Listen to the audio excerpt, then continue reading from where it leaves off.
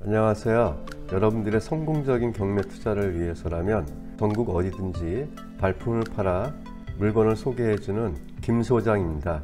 오늘은 대항력이 있는 임차인이 확정일자도 갖추고 배당 요구까지 했는데 낙찰자가 인수하게 되는 상황을 한번 설명해 드리겠습니다. 거기에 앞서서 우선 임차인이 있는 물건의 권리 분석 순서를 좀 한번 알아보겠습니다. 첫 번째, 임차인이 전입신고를 했는지, 확정일자는 받았는지, 배당 신청은 했는지를 먼저 확인해야 됩니다.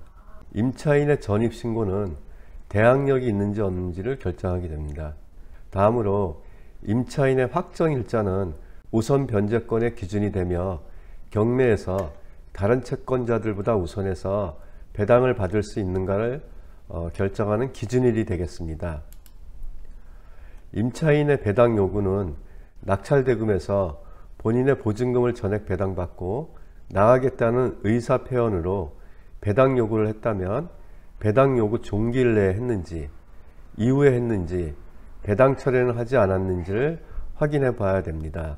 또한 등기부상에서 조세채권이 있는지, 근로복지공단의 임금채권 등이 있는지를 확인해야 합니다. 조세채권이나 근로복지공단의 임금채권은 배당에서 임차인보다 먼저 배당받기 때문에 그 금액이 크게 되면 임차인의 보증금의 전액을 배당받지 못하고 배당받지 못한 보증금은 낙찰자가 인수해야 하기 때문입니다. 이렇게 임차인이 있는 물건은 우리가 확인해야 될 부분이 많이 있습니다. 그럼에도 불구하고 임차인이 있는 물건을 우리가 눈여겨봐야 하는 점은 경쟁자가 적고 다른 소유자가 점유하고 있는 경매 물건보다는 낙찰가가 높지 않다는 점입니다. 그럼 한번 다음 사례를 한번 살펴보겠습니다. 2023 타경 70831 물건이고요. 남양주 지원에서 이 경매가 있습니다. 매각기일은 24년 5월 16일이 되겠고요. 물건의 종변은 오피스텔이 되겠습니다. 감정가를 보실 것 같으면 4억 900만원의 감정가가 있었는데 계속 6차까지 유찰되어서 7차 24년 5월 16일 날 4,811만 9천원으로 최저 매각가가 결정되어 있습니다. 매각 보증금은 481만 1,900원이 되겠고요. 이 물건을 보면 4억 900만원이었는데 4,800만원까지 떨어졌습니다. 거의 90% 가까이 떨어진 물건인데 우선 이 물건은 대항력이 있는 임차인이고요. 건물 면적은 72.36제곱미터 21.89평이 되겠습니다. 우선 매각 물건 현황을 살펴보면 소재지는 수택동 518-11이고요.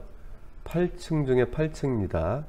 그리고 주거용 오피스텔이면서 방이 3개고 주방, 식당, 거실, 욕실 겸 화장실이 2개 있네요. 도시가스에 의한 개별 난방 구조고요. 대지권은 8,180만원이었고 건물은 3억 2,720만원으로 합계 4억 900만원에 감정이 되어 있습니다. 현황 조사서를 한번 살펴보면 점유관계는 임차인이 별지에 점유하고 있고요. 덧붙인 전입세대 확인서 및 주민등록 등본과 같이 박땡땡 세대의 동거인이 등재되어 있고 박땡땡과 전화 진술에 의한 건데 이 임차인에 의하면 임대차 계약을 했는데 동거인들이 자신의 친구들로서 소유자 겸 채무자인 황 모 씨와 계약 같은 것은 하지 않았으며 박땡땡 세대 및 동거인들만 거주하고 있고 다른 임차인은 없다고 하였습니다. 보증금은 2억 5천만원으로 나와 있네요. 다음 매각물건 명세서에 보게 될 것 같으면 전입신고가 2016년 9월 28일, 확정일자가 2023년 2월 16일, 배당 요구는 2023년 2월 23일인데 배당 요구 종기가 2023년 4월 24일에서 배당 요구 종기일 안에 배당 요구를 했습니다. 그리고 전입 또한 2016년 9월 28일이니까 최선순위 설정 일자가 2022년 4월 25일로 되어 있습니다. 일단은 모든 것이 다 이상 없이 되어 있습니다. 전입 신고도 빠르고 확정일자도 받았고 배당 요구도 하였습니다. 근데 이 물건이 이렇게 많이 유찰되었는지는 아래에서 한번 살펴보겠습니다. 임차인 현황을 볼 것 같으면요. 전입이 2010년 9월 28일이고 그래서 말소 기준 권리인 2020년 4월 25일보다 빠르죠. 그다음에 확정이 2024년 2월 16일, 그리고 배당이 2023년 2월 23일, 배당 요구 종기일이 2023년 4월 24일입니다. 보증금은 2억 5천이고요. 대항력은 있는 걸로 표시되어 있습니다. 그리고 임차인의 대항력을 보면 매수인에게 대항할 수 있는 임차인이 있으며 보증금이 전액 변제되지 아니하면 잔액을 인수해야 함. 일단 임차인 현황으로 봤을 때는 말소 기준 권리보다 빠르게 전입신고를 했고 확정일자도 있고 배당 요구 종기일 안에 배당 요구도 해서 이 임차인은 배당을 받고 집을 비워주면 되는 건데 왜 이렇게 괜찮은 물건이 계속 유찰이 되었을까요? 거기에서는 이 확정일자 2024년 2월 16일 날 확정일자를 받았는데 말소 기준이 2022년 4월 25일이었으니까 요 확정일자가 너무 늦어요. 전입이 2016년이었는데 확정일자는 2023년이에요. 그럼 요 사이에 이 말소 기준 권리와 같이 이런 권리가 있나? 우리가 앞에서 말한 것처럼 확정일자라는 건 우선 변제 순위를 정하는 겁니다. 전입과 확정 사이에 말소 기준 권리가 들어와 있는 걸로 봐서는 이 사이에 어떠한 근저당이나 가압류가 있다는 겁니다.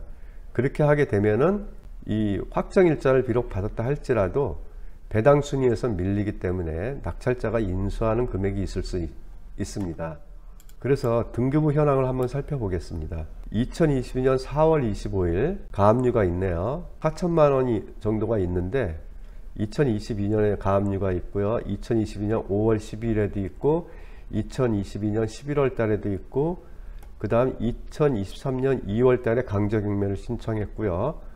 또 2023년 2월 9일에 압류가 있네요. 이렇게 되면은 우리가 좀 전에 앞에서 살펴본 임차인이 받은 확정일자가 보시면 2023년 2월 16일입니다. 보시면은 2024년 2월 9일 압류까지 요 밑에 확정일자를 받았기 때문에 비록 확정일자를 받았다 할지라도 배당 순위에서는 이 모든 사람보다 나중에 배당을 받게 되겠습니다. 그래서 예상 배당 순서를 한번 살펴볼 것 같으면 우선 매각대금에서 경매 비용이 빠져나가고요. 그 다음에 제가 전에 말씀드린 대로 요 구리시의 체납액이 있죠. 요것은 먼저 선순위 임차인보다 우선하여 배당을 받게 됩니다. 그 다음 가압류가 있었죠. 그 다음 또 가압류가 있고 또 가압류가 있고 이 금액을 전부 빼게 되면은 우리 임차인 박모 씨는 2억 5천만 원의 전세 보증금이 있는데 한 푼도 배당을 받지 못하게 됩니다. 그럼 이 부분은 전부 다 낙찰자가 인수해야 됩니다. 이런 부분을 경매 고수들도 잠깐 권리 분석을 잘못하고 대항력이 있고 확정일자를 받고 배당 요구를 했다면 이 사람은 낙찰대금에서 배당받고 나가겠구나 이렇게 오해할 수가 있습니다. 우리가 중요한 거는 확정일자라는 거는 우선 변제권을 주어주는 거기 때문에 그 확정일자 받기 전에 어떠한 권리관계가 그러니까 압류라든가 가압류라든가 조세채권이라든가 이런 것들의 압류가 있나를 먼저 살펴봐야 됩니다. 그 권리자들이 제일 먼저 우선해서 배당받아 가기 때문입니다. 그렇게 되면 낙찰자인 우리는 보증금을 인수해야 됩니다. 우리가 임차인이 있는 물건의 권리 분석을 여태까지 살펴봤는데요. 이번 물건을 볼 것 같으면은 감정가가 4억 9백이고 6회 유찰되어서 최저 매각 가격이 4,811만 9천 원 90% 이상 떨어졌다고 무조건 가격만 보고 입찰해서는 안 됩니다. 보증금 2억 5천을 다 배당받지 못하고 지금 같은 경우는 한 푼도 배당받지 못하는 겁니다. 그런 경우에는 우리가 낙찰을 받아도 이 보증금을 전부 인수해야 되기 때문에 폭망할 수 있습니다. 이런 물건은 조심하셔야 되고요. 지금까지 3회에 걸쳐서 임차인이 있는 물건의 권리 분석을 알아봤는데 다시 한번 정리하면 우선 임차인이 있는 물건의 권리 분석은요. 임차인이 전입신고했는지 확정일자는 받았는지 배당 신청을 했는지를 먼저 확인해야 됩니다. 임차인이 전입신고 여부는 대항력이 있는지 없는지를 결정합니다. 선순인지 후순인지를 결정하게 되겠죠. 그 다음에 임차인의 확정일자는 앞에서 말씀드린 것처럼 우선 변제권의 기준이 되며 경매에서 다른 채권자들보다 우선해서 배당을 받을 수 있는 기준일이 되기 때문에 확정일자가 너무 늦은 날짜에 받은 물건을 보게 되면 그 사이에 어떠한 압류나 가압류가 있는지를 꼭 확인해야 되는 겁니다. 그 다음에 임차인의 배당 요구는 낙찰대금에서 본인의 보증금을 전액 배당받고 나가겠다는 의사 표현으로 배당 요구를 했다면 배당 요구 종기일 내에 했는지, 배당 요구 종기일 이후에 했다면 아무리 임차인이 배당 요구를 했다 할지라도 법원에서는 배당을 해주지 않습니다.